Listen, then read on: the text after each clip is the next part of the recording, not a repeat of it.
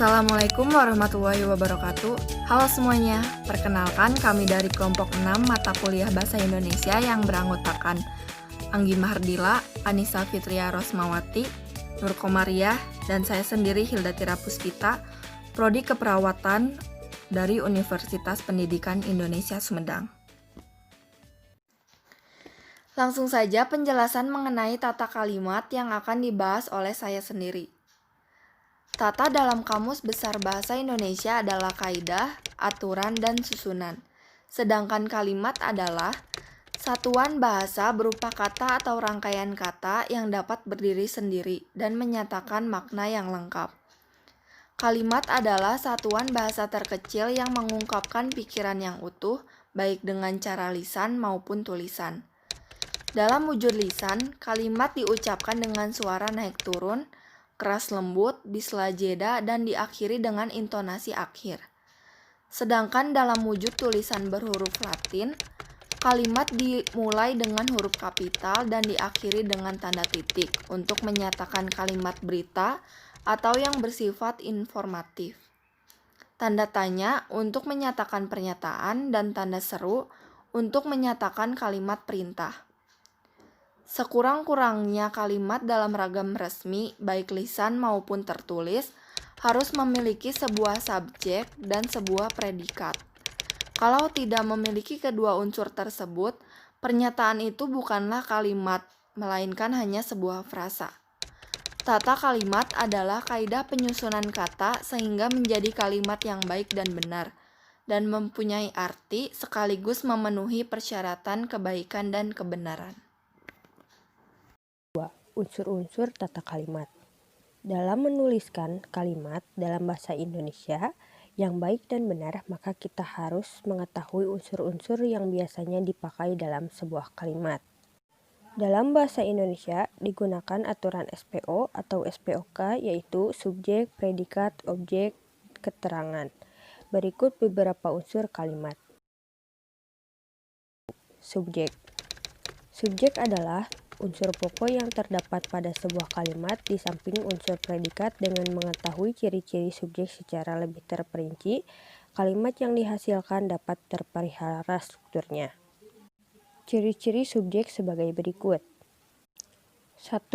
Jawaban atas pertanyaan apa atau siapa. Penentuan subjek dapat dilakukan dengan mencari jawaban atas pertanyaan apa atau siapa yang dinyatakan dalam suatu kalimat. Untuk subjek kalimat yang berupa manusia, biasanya digunakan kata tanya siapa. Contoh, Siwon adalah seorang aktor dan penyanyi. Yang kedua, disertai kata itu. Kebanyakan subjek dalam bahasa Indonesia bersifat takrib atau definit. Untuk menyatakan takrib, biasanya menggunakan kata itu. Subjek yang sudah takrib, misalnya nama orang, nama negara, instansi, atau nama diri lain, tidak disertai kata itu. Contoh, buku itu dibeli oleh Kim Bun. Yang ketiga, didahului kata bahwa. Di dalam kalimat pasif, kata bahwa merupakan penanda bahwa unsur yang menyertainya adalah anak kalimat pengisi fungsi subjek. Di samping itu, kata bahwa juga merupakan penanda subjek yang berupa anak kalimat pada kalimat yang menggunakan kata adalah atau ialah. Contoh, saya mengatakan bahwa Super Junior adalah boyband favoritku. Yang keempat, mempunyai keterangan pewatas yang. Kata yang menjadi subjek suatu kalimat dapat diberikan keterangan lebih lanjut dengan menggunakan penghubung yang. Keterangan ini dinamakan keterangan pewatas.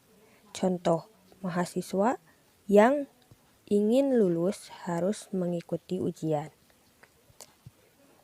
Yang kelima, tidak didahului preposisi. Subjek tidak didahului preposisi seperti dari, dalam, di, ke, kepada, pada. Orang sering memulai kalimat dengan menggunakan kata-kata seperti itu, sehingga menyebabkan kalimat-kalimat yang dihasilkan tidak bersubjek. Keenam, berupa nomina atau prasa nominal. Subjek kebanyakan berupa nomina atau prasa nominal. Di samping nomina, subjek dapat berupa verba atau adjektiva, biasanya disertai kata petunjuk itu. Contoh, bermain itu menyenangkan. Predikat. Predikat juga merupakan unsur utama sebuah kalimat di samping objek. Predikat berfungsi menjelaskan subjek.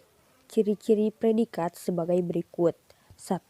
Jawaban atas pertanyaan mengapa dan bagaimana.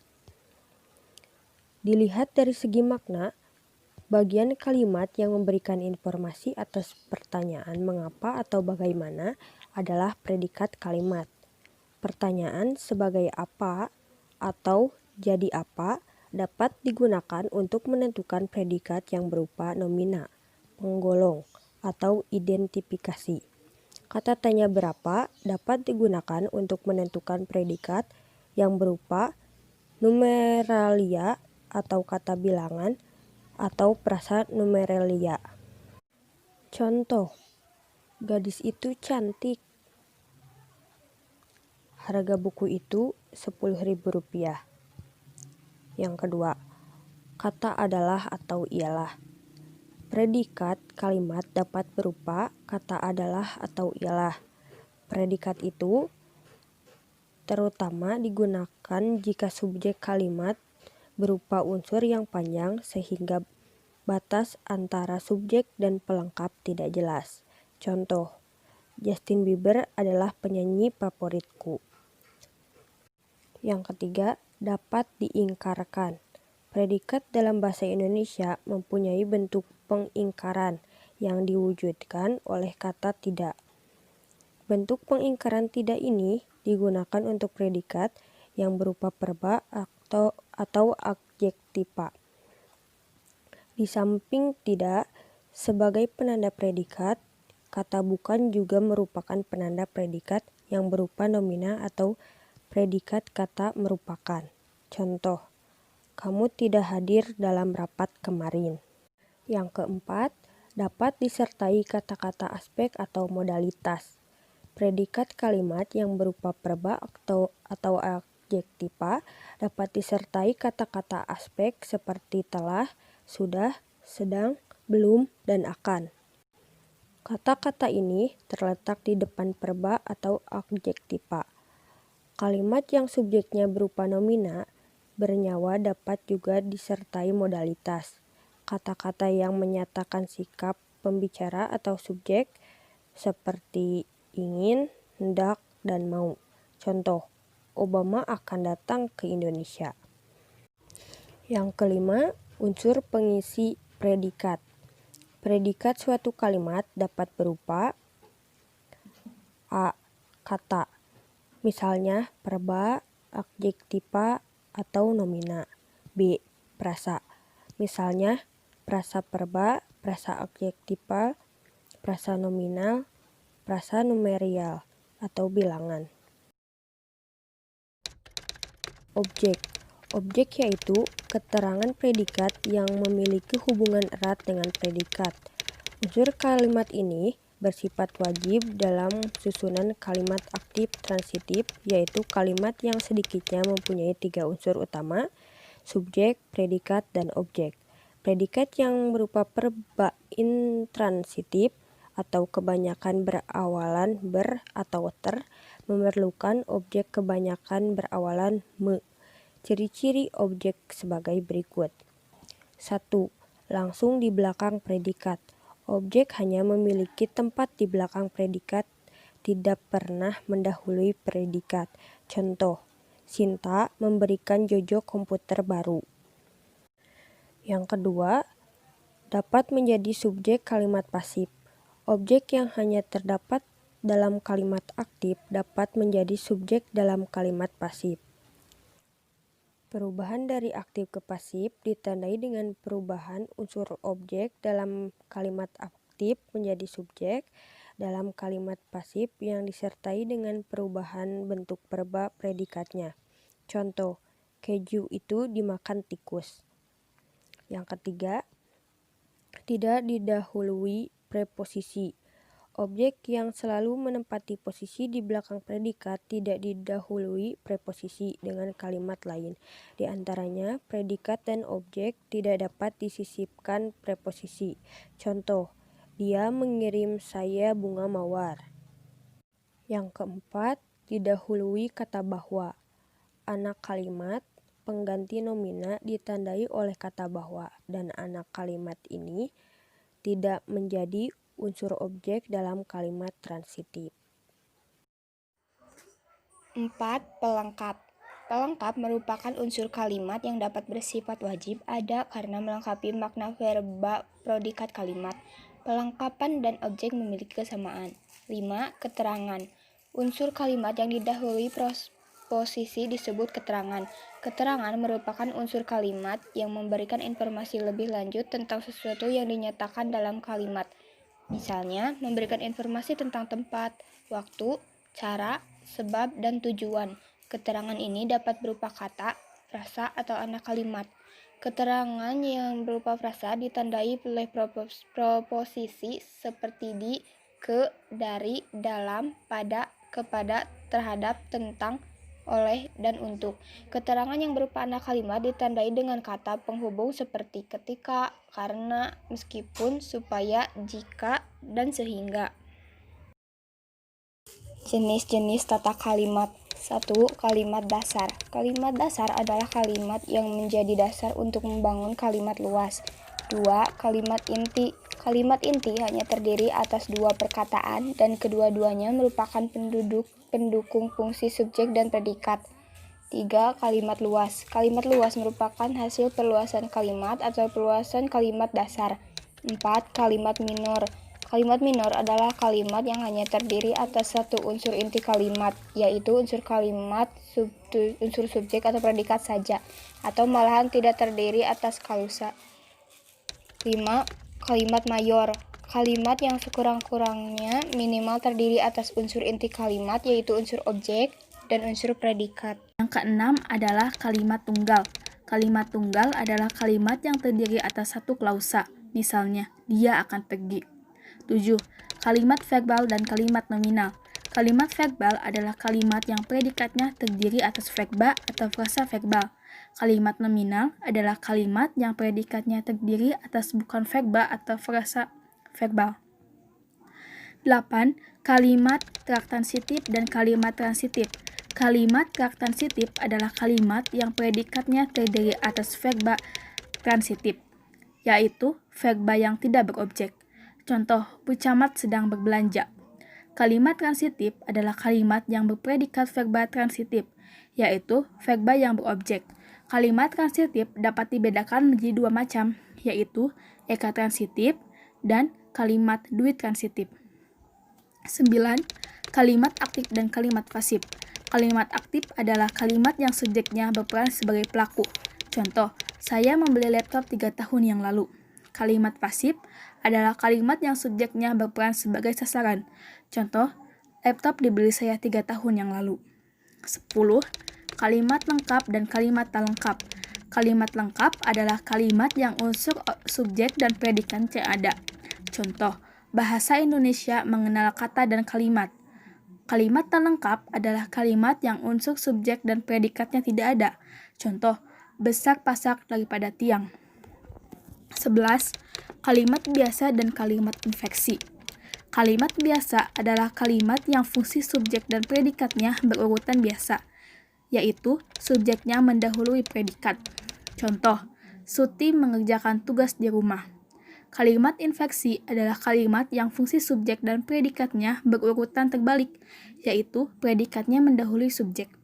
Contoh, ada mobil di depan rumah. 12. Kalimat berita, kalimat perintah, kalimat tanya, dan kalimat seru.